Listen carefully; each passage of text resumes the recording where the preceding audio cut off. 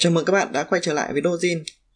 An Affair là một bộ phim tâm lý kịch tính của Na Uy do Henrik Martin Dotbakken đạo diễn. Bộ phim kể về Anita, một giáo viên thể dục trung học, đang trải qua một cuộc khủng hoảng giữa cuộc đời. Khi một học sinh của cô, Marcus, bắt đầu tỏ ra hứng thú một cách thái quá. Cô bị cuốn vào một mối quan hệ nguy hiểm và bị cấm đoán. Bộ phim có sự tham gia của các diễn viên Andrei Barinhovic, Tajay Sanvik Moe, Anep von der Lippe và Katen Biolan. Và sau đây là nội dung cốt truyện của bộ phim. Bộ phim bắt đầu với hình ảnh Anita, một giáo viên thể dục trung học, đang sống một cuộc sống khá bình lặng, nhưng có phần nhàm chán. Anita đang trải qua khủng hoảng tuổi trung niên, cảm thấy cuộc sống hôn nhân và công việc dần trở nên đơn điệu.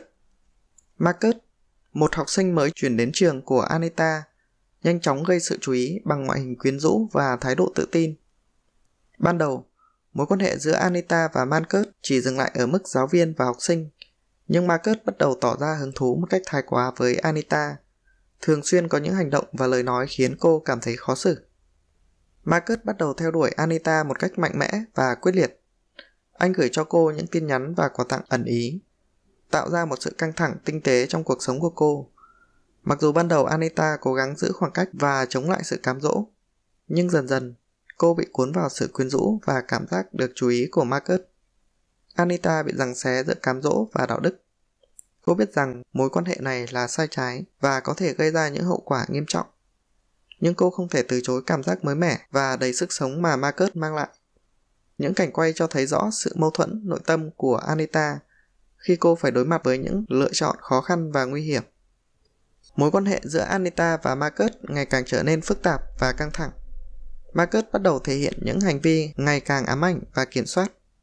Anita nhận ra rằng cô đã vượt qua ranh giới an toàn và đang đối mặt với một tình huống có thể gây nguy hiểm cho cả sự nghiệp lẫn cuộc sống cá nhân của mình. Cao trào của bộ phim đến khi Marcus bắt đầu đe dọa sẽ tiết lộ mối quan hệ của họ.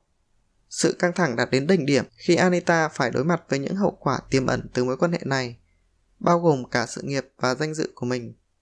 Cô bị đẩy vào một tình huống không thể kiểm soát, và những quyết định của cô trở nên ngày càng nguy hiểm. Bộ phim kết thúc mở, để lại nhiều câu hỏi cho khán giả. Anita phải đối mặt với những hậu quả từ mối quan hệ nguy hiểm với Marcus. An Affair là một cái nhìn sâu sắc vào tâm lý con người và những cám dỗ mà họ phải đối mặt. Bộ phim đặt ra những câu hỏi về đạo đức, trách nhiệm và hậu quả của việc vượt qua những ranh giới xã hội và cá nhân. Nó cho thấy rằng những quyết định sai lầm có thể dẫn đến những hậu quả nghiêm trọng và rằng sự cám dỗ luôn tiềm ẩn nguy hiểm. Bộ phim kết thúc mở, không đưa ra câu trả lời rõ ràng, mà để khán giả tự suy ngẫm về đạo đức, trách nhiệm và hậu quả của những quyết định và hành động của các nhân vật. Các diễn viên đã hoàn thành tốt vai diễn của mình.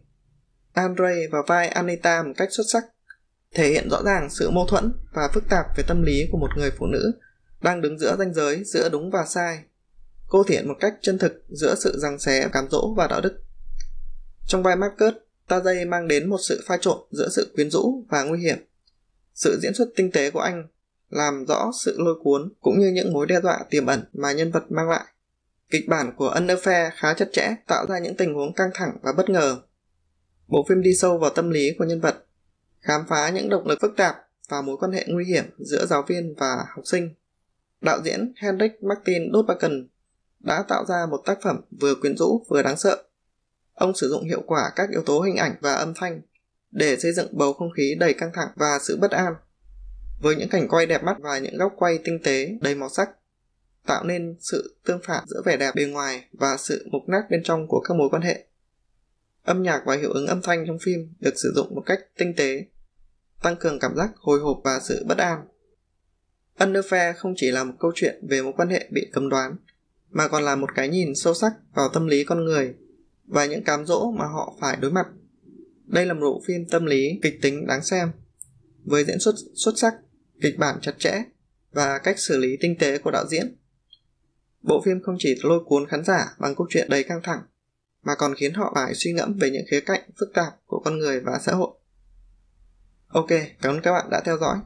Tạm biệt và hẹn gặp lại các bạn trong các video tiếp theo.